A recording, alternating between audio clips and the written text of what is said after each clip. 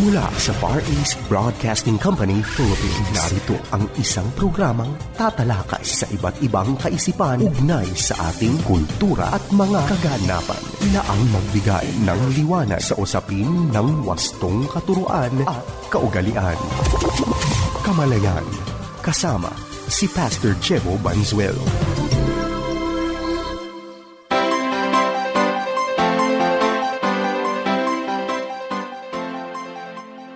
Isang mapagpala at mabiyayang araw mga kapatid. Ito po ang inyong lingkod, Pastor Jebo Banzuelo.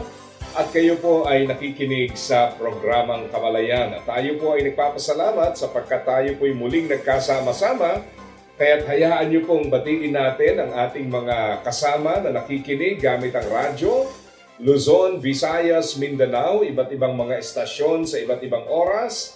Lahat po ng ating mga listeners na nakikinig naman gamit po ang mga online platforms. Meron po sa Facebook, sa YouTube, kagaya po ng FEBC Radio TV at yung napapanood natin sa Facebook Live at YouTube channel na 702 DZAS FEBC Radio TV.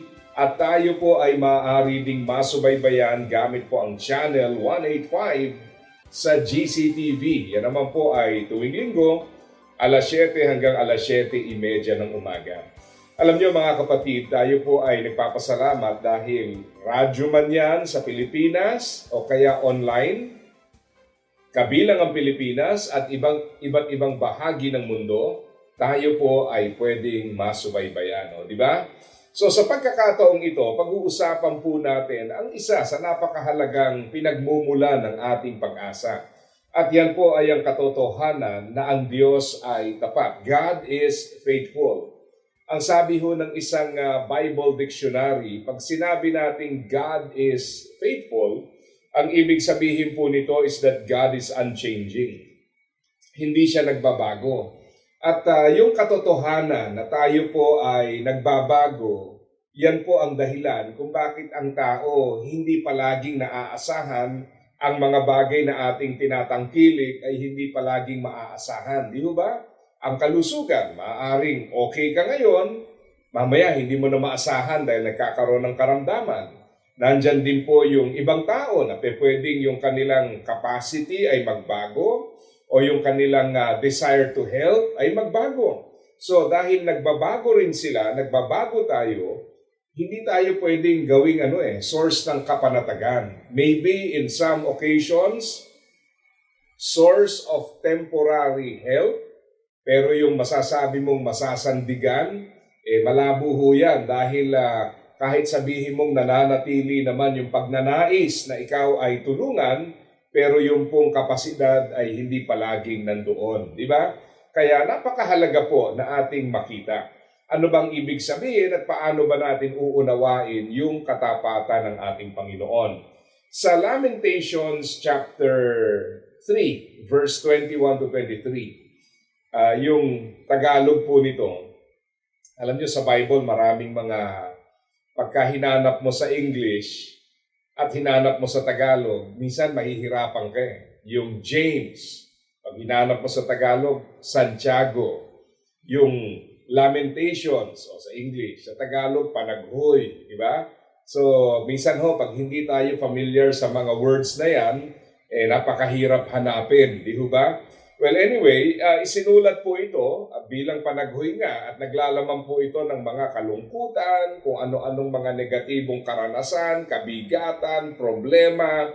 Pero tingnan niyo po ang sinasaad sa Lamentations chapter 3, verse 21 to 23.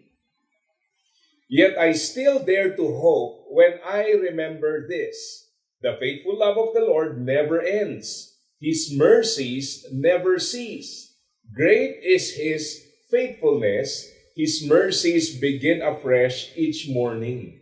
Ang ganda nun, yung idea po na ang dami niyang dahilan para siya po ay mawala ng pag-asa. Actually, pag binasa niyo yung Lamentations, talagang maiiyak ka kasi kinikwento kung paano yung mga tao namamatay sa daan, sa gutom, yung bang talagang walang-wala hinihintay mo na lang magkaubusan kayo. So ganun po ang nangyayari dito. Pero sabi nga niya, sa kabila ng lahat ng ito, meron akong pag-asa. Yung pag-asa po niya is because the faithful love of the Lord never ends, His mercies never cease. Yung pag-ibig ng Diyos ay nandyan, ang kanyang habag ay palaging laan. Ganda, no?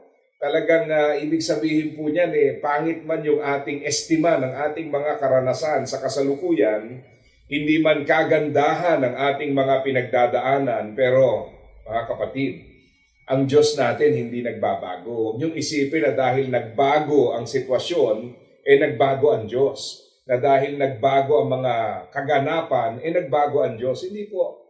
Ang Diyos hindi nagbabago. At yan po ang pinagmumula ng ating pag-asa. Kaya napakahalaga sa isang nagtitiwala sa Panginoon na talagang lubos na makilala ang Diyos. Kasi ang buhay, dadalhin tayo sa ups and downs. Di ba? May mga challenges. Paminsan yung isang bagay na pinahintulot ng Panginoon para palaguin tayo, pag hindi natin naintindihan, nawawalan tayo ng lakas at pag-asa, nadi-discourage tayo. Pero pag naintindihan natin na ito pala ay pinahintulot ng Panginoon not to destroy us, not to weaken us, but to strengthen us, then nagkakaroon tayo ng pag-asa. Ini-improve tayo ng Panginoon. Siguro sa parte natin, sabi nga kailangan magkaroon tayo ng shift from yung tinatawag nating goal-oriented to becoming growth-oriented. Ang malaki ho kasi yung kaibahan. Bagamat parehas yan, gustong maging maayos, pero yung kasing goal-oriented, yung bang, Lord, magawa ko lang o kaya matapos lang itong problema ko, okay na ako. So nangyari, may problema, nalampasan, okay ka, nagka-problema na naman, di ka na naman okay, nalampasan, okay ka na naman. Bakit pabago-bago?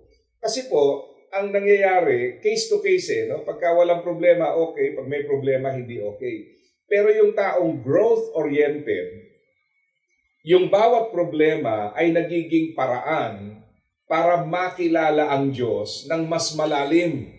Kaya nga kung maalala po ninyo, di ba sa wilderness experience ng mga Israelita, talagang masasabi mo nagsimula sila that they really had to take that step of faith. Tapos pinapaalala sa kanila, kasi kakaiba dahil nung sila po ay nasa bukana na, papasok na sila sa promised land, di ho ba aatras na naman?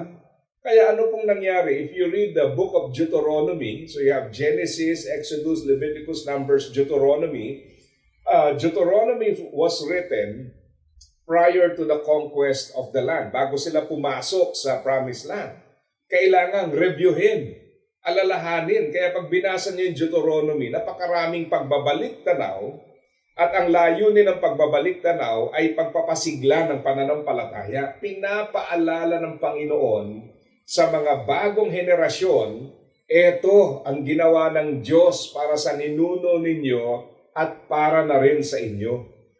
Can you imagine, after experiencing the faithfulness of God across generations, pagdating dun sa tutuparin na yung matagal na hinihintay na papasok sa promised land, aatras pa Kaya nga kung maalala ninyo, di ba, nung nagpadala ng 12 espiya, ano po nangyari doon?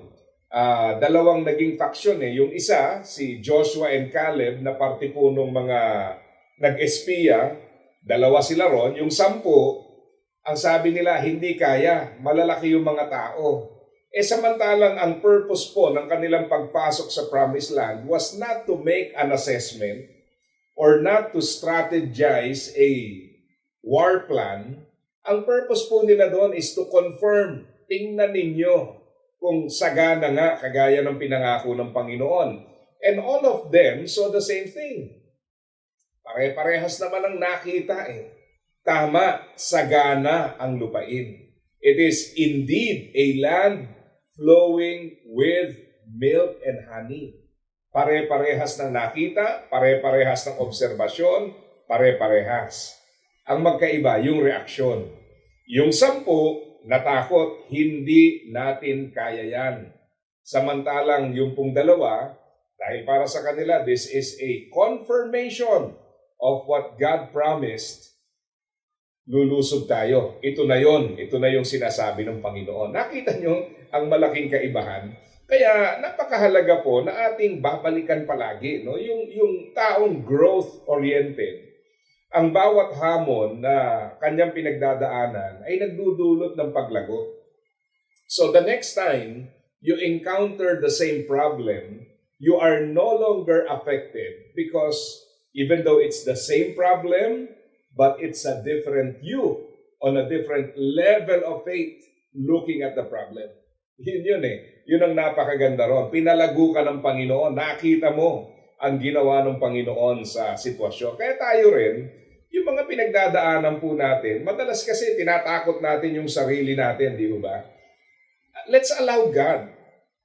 Dinala ka niya sa kalagayang yan, then listen to God. Allow God to teach you, to speak to you, to minister to you. Kasi minsan nami-miss natin yun eh. Parang masyado tayo nakapokus sa gusto natin. Nagiging bulag tayo sa mga nandyan na sa paligid natin at sa mga itinuturo sa atin. Di ba ganun tayo? Minsan masyadong kung ano lang yung gusto, yun lang ang dapat na maranasan Pero because of that attitude, we miss out on a lot of God's trainings. So, tingnan natin, anong ibig sabihin po ng faithful? Sa Deuteronomy chapter 7 verse 9, it means that God is worthy of trust. Karapat-dapat po siyang pagtiwalaan. Ang sabi ho ng passage, Deuteronomy 7 verse 9, understand therefore that the Lord your God is indeed God. He is the faithful God who keeps His covenant for 1,000 generations and constantly loves those who love Him and obey His commands. Napakaganda, no? Na ang Diyos po na ito ay Diyos na tapat. He keeps His covenant for 1,000 generations. And this is true. Kasi ang reality po nito, yung mga Israelita na lumabas ng Egypt at saka yung papasok ng Promised Land, magkaibang henerasyon na po yun eh. Pinarusahan yung mga sumuway sa Panginoon at may mga pinanganak during the wilderness journey and it's a new generation. So sinasabi ng Panginoon na, yes, you're a different generation but I am the same God. And I am faithful and I will fulfill, I will keep my covenant. Yan po ang pag-asa natin. Di ba? Kaya nga napakaganda kasi alam nyo, minsan talagang kung hahanap ka ng dahilan para takutin ang sarili mo, hindi ka mabibigo sa dami ho ng mga pwedeng isipin, alalahanin, problemahin. Talagang makakahanap tayo ng mga problema. Pero this is a good reminder. Pangalawa, He does not change His mind.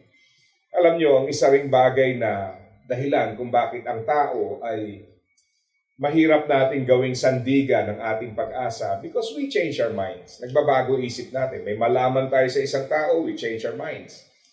Sometimes, bigla na lang may naisip tayong ibang gagawin, ibang priorities, then we change our minds. So, sometimes itong changing of our minds makes us unreliable. But look at what the Bible says about God. Numbers 23 verse 19. God is not a man that He should lie. He is not a human that He should change His mind. Has He ever spoken and failed to act? Has He ever promised and not carried it through? Ang Diyos ba ay nangako at di niya tinupad? Ang Diyos ba ay nagsalita at hindi niya po ginawa? Meron ba siyang mga sinabi na kanyang binago? Hindi po. Ang Diyos ay maaasahan. He does not change His mind. Kayo ho ba? Meron ba kayong experience na nagbago isip niyo? O nakaranas kayo na may nagbago ang isip sa inyo? Di ba? Pag nararanasan natin yan, para bang lahat nung pinanghahawakan natin, naglaho eh. Di ba? Kasi nga, nagbago yung isip eh. Dahil doon sa pagbabago ng isip, na iba lahat. So this is now a powerful reminder that God is not a human, that He should lie, that He does not change His mind. Okay? Pangatlo po, at isa ito sa paborito ko, sa Psalm 102, verse 25 to 28. As sabi ng passage, in ages past, you laid the foundation of the earth, and the heavens are the works of your hands, even they will perish, but you remain forever. They will wear out like old clothing, you will change them like a garment, and they will fade away. But you are always the same. Your hearts or your years never end. The children of your people will live in security. Their children's children will thrive in your presence. Ang ganda nun, ano? yung Diyos na naglahatag ng lahat ng bagay. Sabi niya, magbabago man lahat. Nagbabago ang mga bagay, but God will remain the same. Your years never end. Tayo po ay nasanay sa mundo na lahat nagbabago. Saksi tayo sa mga pagbabago. Physically, di ba? Once you are so reliable because of your physical abilities and your other capacities, but we know, no? Time will come. Unti-unti, yung senses natin will fail us. Yung mga mata natin, kakayahan, manghihina. Yung ating magagawa will be limited and sometimes you cannot even remember. Yan po ang reality. But praise God, ang Diyos po natin hindi ganon. You are always the same. Your years never end. And tingnan nyo epekto nun. The children of your people will live in security. Their children's children will thrive in your presence. Hindi ba? Kaya napakagandang alalahanin, na sa halip na tinatakot natin yung sarili natin, pinapaalalahanan natin, ito ang Diyos natin. Ito ang kanyang pagmamahal. Ganito ang kanyang kapangyarihan. Magkaroon tayo ng kapanatagan sa kanya. And then isa pa, God is dedicated. Sa 2 Timothy chapter 2 verse 13, if we are faithless, He will remain faithful, for He cannot disown Himself. So mapapansin mo po, na paminsan ang iniisip natin, baka nagbabago ang Diyos pag nagbago tayo sa Kanya. Pero sabi nga rito, if we are faithless, He will remain faithful. Alam na niya lahat Siyempre, may mga pakikitungo ang Diyos na nag-iiba yung expression. For example, mahal tayo ng Diyos. Yung pagmamahal na yon hindi nagbabago. Sabihin ng iba, Pastor, pag ako ba nagkasala, mahal pa rin ako ng Diyos? Yes. Pero yung expression, take note, yung expression ng pagmamahal, nagbabago. Bakit? Kasi pag ikaw ay nagkasala, mahal ka ng Diyos, at ang sabi ng Hebrews 12, verse 6 onwards, dahil mahal ka ng Diyos, didisiplinahin ka ng Diyos. Kaya nga sinasabi niya, those I discipline, I treat as my own children. Those that I discipline because I love them. Mahal tayo ng Panginoon. Kaya kung inaakala po natin na nagbabago pagmamahal ng Panginoon, hindi. Nagbabago yung kanyang expression ng pagmamahal. Kasi ang kailangan mo, disiplina Pero yung kanyang pagmamahal, it remains the same. Napakaganda, Kaya talagang magkakaroon tayo ng ng kapayapaan dahil sa ating Panginoon. So ang question po ngayon, ano po ngayon ang gagawin natin? Ito po, sabi sa Psalm 37 verse 5, commit thy way unto the Lord, trust also in Him, and He shall bring it to pass. So to find rest in God, dapat kilala mo ang Diyos. Pero at the same time, pansinin mo na meron kang kailangan gawin. Ilagak natin sa Kanya ang mga bagay na ito. Ako gustong-gusto ko yung Psalm 23, Sabi niya, the Lord is my shepherd. Sinasabi ko nga, yung mga taong may relihiyon, they believe in God. Pero yung meron kang personal relationship, ang ibig sabihin nun, He is my God. The Lord is my shepherd. Ang laking bagay po yung word na my, di ba? Diyos ko yan, anak ako niyan, tupa ako niyan. Naintindihan niyo po, ibig sabihin, all that God is and God has is made available to you because you belong to Him. Yan po yun. Kaya nga dito, meron tayong gagawin. Nandyan pala yung kabutihan at katapatan ng Panginoon, but how are you responding to His faithfulness? Makikita niyo all throughout scriptures, yung mga taong ginamit ng Panginoon. Imagine, we have the same God. Bakit yung iba mas parang nararanasan ng Diyos? Bakit yung iba parang hindi? The answer to that is, ayaw humakbang sa pananampalataya Ayaw mag-take ng step of obedience. Kaya ang nangyayari bandang huli, may Diyos ka nga, ayaw mo naman magtiwala, so na-stress ka. Nagkakaroon ka ng maraming mga pag-aalala. Pero kung tayo po ay merong pagtitiwala, we commit our ways unto the Lord, then siya po ang bahala. Si Joshua, nang tinawag ng Panginoon, ang sabi ng Panginoon, be strong and courageous. Inuutusan to be strong and courageous. Okay? kakaiba, no? Kaya palang iutos yun. Pero yun eh. Ibig sabihin, it's a choice. For you are the one who will lead these people to possess all the land I swore to their ancestors I would give them. Inulit na naman, verse 7. Be strong and courageous. Be careful to obey all the instructions Moses gave you. Do not deviate from them, turning either to the right or to the left, then you will be successful in everything you do. So dito po ang sinasabi ng Panginoon, ang iyong responsibility is to have faith in me.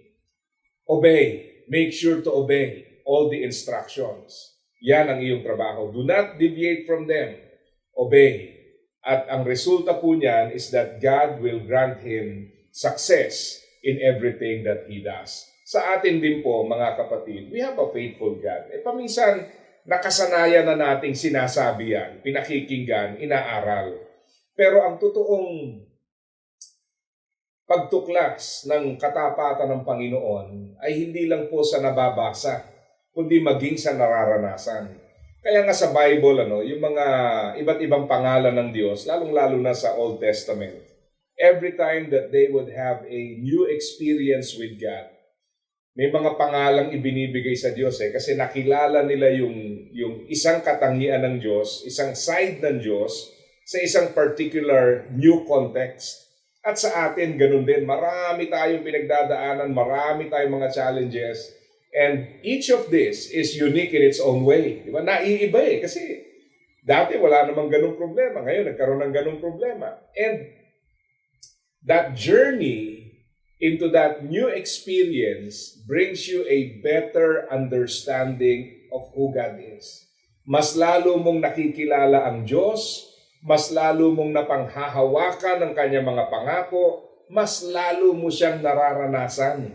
Kaya nga, di ba, pagka ikaw ay growth-oriented, may nalampasan kang problema, alam mo, babaguhin ka ng problema na yun Bakit? Kasi naranasan mo yung paggawa ng Diyos sa sitwasyong iyon, naiiba ka You move forward and you are changed. Bakit? Because now there is a new level of maturity. Kaya minsan, yung mga dating problema na nandyan lang naman, hindi naman nawawala, nandyan pa rin. Pero bakit hindi ka na affected? And the reason is because you have tried God and you have tasted and you have tested His goodness. At dahil doon, para bang nandyan yung problema, pero hindi ka na namang problema because you have seen what God can do. And because God does not change, you will still have new experiences in your journey, in your spiritual life. Kaya napakagandang bagay, mga kapatid. Sana maging hamon to para lalo tayo magkaroon ng desire na aralin ang salita ng Diyos at palaging masdan kung paanong kumikilos ang Diyos sa mga paraang siya lamang ang makagagawa. Sana po'y naging pagpapala sa inyo itong ating pag-aaral na ito. Muli, ito po ang inyong lingkod, Pastor Jebo Banzuelo. Ito po ang programang Kamalayan. At tayo po'y napapakinggan sa FEBC Radio TV, napapanood sa Facebook Live at YouTube channel ng 702 DZAS FEBC Radio TV at gayon din sa channel 185 sa GCTV. Ito nga po ang inyong lingkod, Pastor Jebo Banzuelo, pansamantalang nagpapaalam at nagpapaalala sa bawat isa na ang buhay na ginagamit ng husto at wasto ay walang pagsisisi pagdating sa dulo. God bless po sa inyong lahat. Iyong napakinggan ang Kamalayan. Para sa iyong mga tanong, komento at suhestyon, mangyaring bumisita sa ating Facebook fanpage, Kamalayan FEBC, o mag-email sa kamalayan@dzas.febc.ph.